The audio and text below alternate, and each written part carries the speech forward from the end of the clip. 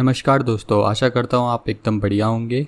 हमारे चैनल में आपका फिर से एक बार स्वागत है। आज की इस वीडियो में हम बात करेंगे चाइना की एग्रेसिव पॉलिसी के बारे में, जो कि उसने इंडिया को घेरने के लिए इस्तेमाल की है और कैसे इंडिया ने उसे काउंटर करने के लिए प्लान भी बनाया है। तो आइए शुरू करते हैं आज की इस वीडियो को।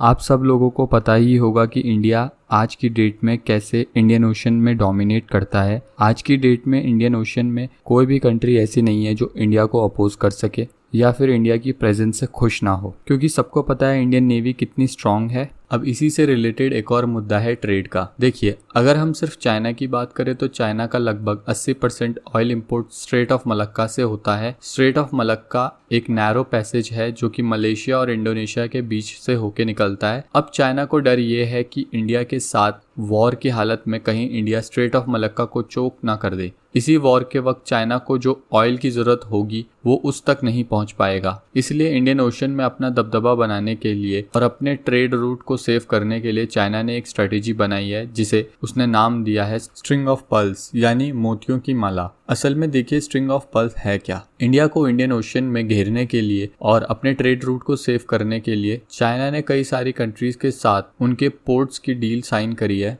ये जो पोर्ट्स हैं, जब आप इन्हें मैप में मार्क करेंगे तो आपको एक मोतियों की माला की तरह दिखेंगे, इसलिए इसका नाम स्ट्रिंग ऑफ पर्ल्स रखा गया है। अब देखिए, अगर आज की बात करें तो ये जो पोर्ट्स हैं जो चाइना ने एक्वायर करे हैं वो भी फिलहाल के लिए सिर्फ कमर्शियल यूज के लिए चाइना को दिए गए हैं, मगर साथ में ही ये भी डील की गई है कि अगर जरूरत पड़ी तो चाइना वहां पे स्ट्रेटेजिक डिप्लॉयमेंट भी कर सकता है। अब देखिए, वैसे तो ये स्ट्रेटेजी सिर्फ इंडियन ओशन रीजन तक ही सीमित नहीं है, मगर इस वीडियो में हमारा फोकस होगा सिर्फ इंडिया और चाइना के ऊपर। देखिए, इंडियन ओशन में चाइना के द्वारा एक्वायर्ड पोर्ट्स में से कुछ पोर्ट्स की अगर हम बात करें तो सबसे पहला नाम आता है कोको आइलैंड, जो कि म्यांमार के अंडर आता है।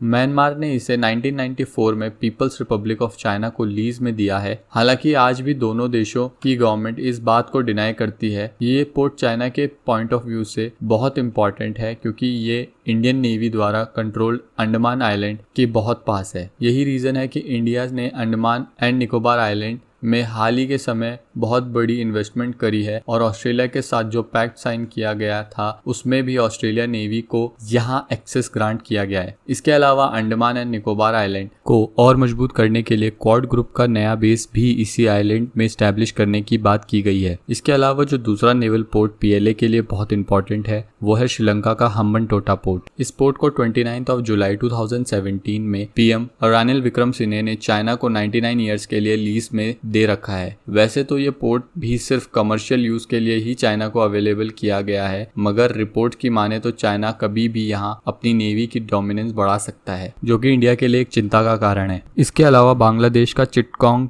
पोर्ट, मालदीव्स का मारवा और पाकिस्तान के ग्वादर पोर्ट पे भी चाइना के कदम पड़ चुके हैं। एक सोर्स की माने तो पाकिस्तान के ग्वादर पोर्ट में तो चाइनीज आर्मी ऑलरेडी एक्टिवेट हो चुकी है और उस पोर्ट की रखवाली की जिम्मेदारी भी चाइना की आर्मी को ही दी गई है। अब इनके बाद जो पांचवा और बहुत इंपॉर्टेंट बेस है वो है जिबूटी में तो चाइना का एक प्रॉपर मिलिट्री बेस है। अब अगर आप इन सबको मैप में देखें तो आपको ये मोतियों की माला की तरह दिखेगी, जिसके कारण इसको नाम दिया गया है स्ट्रिंग ऑफ पर्ल्स का। अब देखिए, अगर हम इस पूरी स्ट्रेटेजी को इंडिया के डिफेंस के हिसाब से देखें तो हाँ, ये एक बहुत बड़ी चिंता का विषय है, मगर इससे भी बड़ी चिंता का विषय है एनर्जी सिक्योरिटी का। क्योंकि देखिए, चाइना और इंडिया दोनों ही देश आज की डेट में एक उभरते हुए देश हैं और दोनों ही देशों के पास महाशक्ति बनने की कैपेबिलिटीज भी हैं। तो ऐसे में दोनों ही देशों का ऑयल कंजप्शन बहुत ही अधिक है, जिसके कारण दोनों ही देशों को काफी ज्यादा मात्रा में ऑयल इंपोर्ट करना पड़ता है। अब अगर इंडिया की ही बात कर लें हम, क्योंकि चाइना का ऑयल तो खैर स्ट्रेट ऑफ मलक्का और लॉम्बॉक स्ट्रेट से भी होके जाता है और वहां पे तो इंडियन नेवी काफी एक्टिव है। इंडिया का ऑयल आता है पर्शियन गल्फ से होते हुए। अब इसमें दिक्कत यह है कि पर्शियन गल्फ में एक स्ट्रेट पड़ता है जिसका नाम है स्ट्रेट ऑफ हॉर्मुज।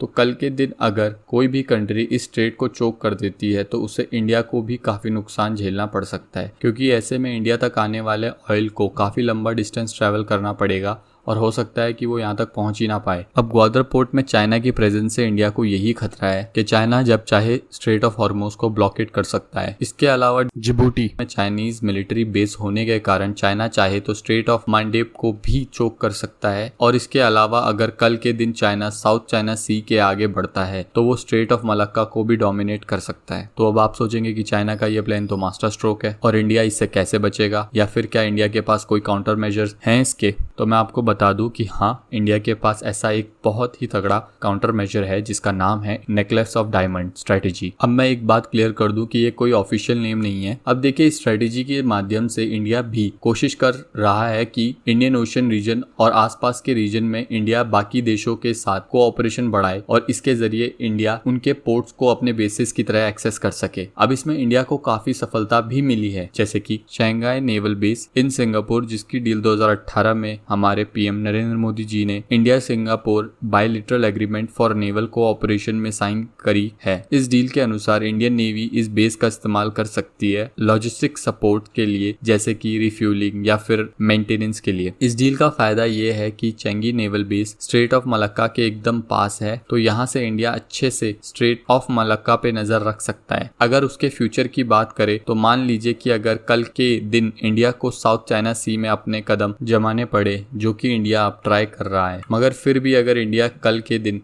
डिसाइड करता है कि वो साउथ चाइना सी में भी एक्सेस चाहता है, तो उसे ऐसे में इंडियन नेवी को लॉजिस्टिक सपोर्ट के लिए अंडमान एंड निकोबार पे भी डिपेंडेंट नहीं रहना पड़ेगा। वो इस चेंगी नेवल बेस का इस्तेमाल कर सकता है। फिर आता है चाबहार पोर्ट इन ईरान, जिसपे कि इंडिया ने 2016 में एक $8 बिलियन की इन्वेस्टमेंट की डील की थी। ये डील एक्चुअली में एक ट्राइलेटरल डील है इंडिया, ईरान, अफगानिस्तान के बीच में। अब अगर हम बात करें चाबहार पोर्ट की इंपॉर्टेंस की, तो ये पोर्ट इंडिया के लिए डिफेंस, इकोनॉमी और डिप्लोमेसी तीनों ही फील्ड्स में बहुत इंपॉर्टेंट है। देखिए, सबसे पहले तो इस पोर्ट से इंडिया पाकिस्तान के ग्वादर पोर्ट पे भी नजर रख सकता है। हालांकि अभी के लिए ये पोर्ट एक कमर्शियल पोर्ट है, मगर इंडिया के लिए ग्वादर पोर्ट के इतने पास एक पोर्ट होना बहुत ही ज़्यादा ज़रूरी था। दूसरा फ़ायदा इसका ये है कि इसके थ्रू इंडिया अब अफगानिस्तान से भी ट्रेड कर पाएगा, जिसके लिए पाकिस्तान ने अपनी रोड शेयर करने से मना कर दिया था। इससे इंडिया के रिलेशन ईरान और अफगानिस्तान के साथ इम्प्रूव होंगे। और इसका एक फ़ायदा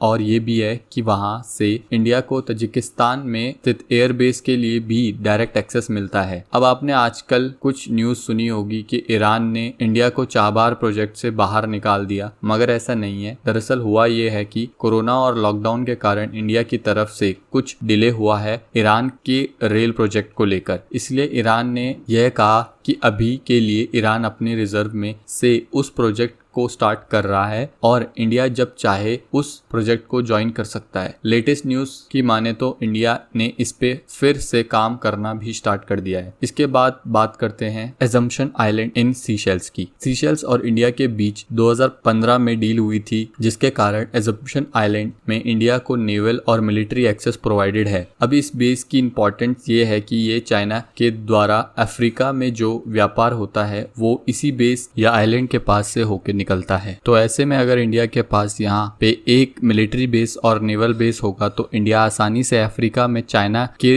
प्रेजेंस को काउंटर कर सकता है। फिर चौथा है हमारा सबांग पोर्ट इन इंडोनेशिया। ये पोर्ट भी स्ट्रेट ऑफ मलक्का के बेहद करीब है और इसकी मदद से इंडिया स्ट्रेट ऑफ मलक्का पे अच्छे से कंट्रोल कर सकता है। तो पांचवा है हमारा द्यूकम पोर्ट इन ओमान। ये एक ऐसा पोर्ट है जो कि मेरे हिसाब से इंडिया के लिए एक ब्रह्मास्त्र से कम नहीं है, क्योंकि ये पोर्ट पर्शियन गल्फ में स्थित स्ट्रेट ऑफ हॉर्मोज के एकदम करीब है। चाइना ने जिस काम के लिए ग्वादर पोर्ट को बनाया था उसे काउंटर करने के लिए ये पोर्ट एकदम परफेक्ट है। यहाँ पे इंडिया को 2018 में ही मिलिट्री एक्सेस मिल गया था। इसके अलावा ये पोर्ट चाइना के जिबूटी बेस और ग्वादर पोर्ट के एकदम बीचों बीच है। तो अगर चाइना कभी इन दोनों पोर्ट्स की हेल्प से कोई हरकत करने की कोशिश करता है तो उसको हम द्यूकम पोर्ट के थ्रू काउंटर कर सकते हैं।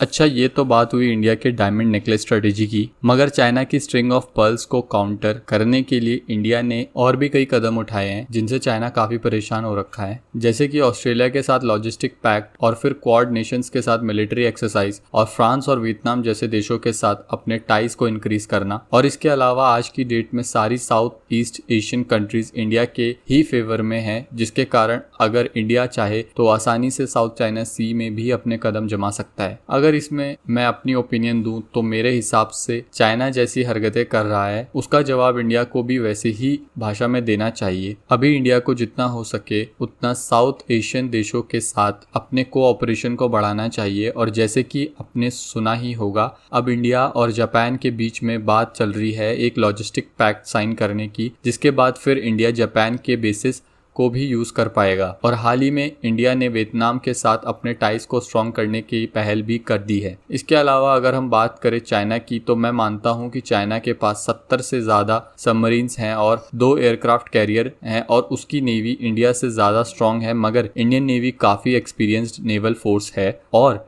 इंडिया के आज की डेट में काफ़ी अच्छे टाइज हैं। तो वहीं चाइना अगर चाहे भी तो साउथ चाइना सी से बाहर अपनी नेवी को नहीं ला सकता, क्योंकि अगर उसने ऐसा किया तो जापान और वियतनाम जैसे देश उस पर एग्रेसिव होने का ट्राई कर सकते हैं। और अमेरिका के इस रीजन में आ जाने के बाद तो इंडोनेशिया, वियतनाम और ऑस्ट्रेलिया जैसे देश भी अब चाइना पे बढ़ चढ़कर हमला करने की तैयारी में बैठे हैं। तो इस वीडियो में बस इतना ही। उम्मीद करता हूँ आपको ये वीडियो पसंद आया होगा। अपने विचार हमारे साथ कमेंट बॉक्स में जरूर शेयर कीजिए और हमारे चैनल को भी जरूर सब्सक्राइब कीजिए। और आप हमारे इंस्टाग्राम के पेज को भी फॉलो कर सकते हैं, इसका लिंक आपको डिस्क्रिप्शन में मिलेगा। जय हिंद, जय भारत।